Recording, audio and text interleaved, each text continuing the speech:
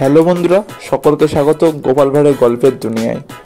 আজকে আমাদের গল্পের চ্যানেল উপস্থাপনা হলো লক্ষ টাকা রোজগার নামক গল্পটি। চলো বন্ধুরা, দেরি না করে আজকের গল্পটি শুরু করা যাক। এবার থেকে গল্পের মাঝে রয়েছে অসাধারণ একটি প্রশ্ন।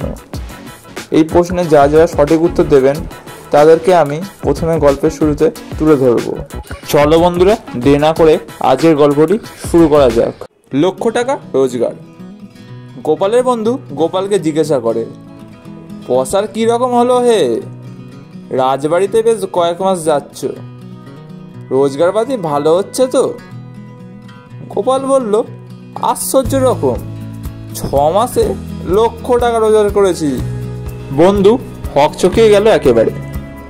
বলি, বলো কি হে, এই যে আশাতীত লক্ষ টাকা ভাবার বিষয় নয় আছে। বন্ধুরা, আজকের প্রশ্নটি হলো, ভারতের গোলাপি শহর কাকে বলা হয়? জয়পুর না নাগপুর? উত্তরটা অবশ্যই কমেন্ট করে জানাবেন। চলো গল্পের দ্বিতীয় অংশটি শুরু করা যাক। গোপাল বলল, আশাটা অন্যরকম ছিল, স্বীকার করছি। লক্ষ টাকা ব্যাপারটা কি শুনতে চাও? শোনো বন্ধু, প্রথম মাসে মহারাজের কাছে চালাকি করে 1 টাকা আদায় করেছিলাম। তারপর এই 5 মাসে শূন্য পাচ্ছি। 1-এর পিঠে 5 শূন্য, অর্থাৎ লক্ষ টাকা হলো না?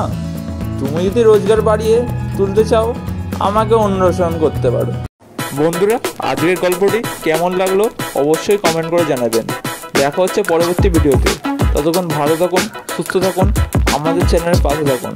ধন্যবাদ।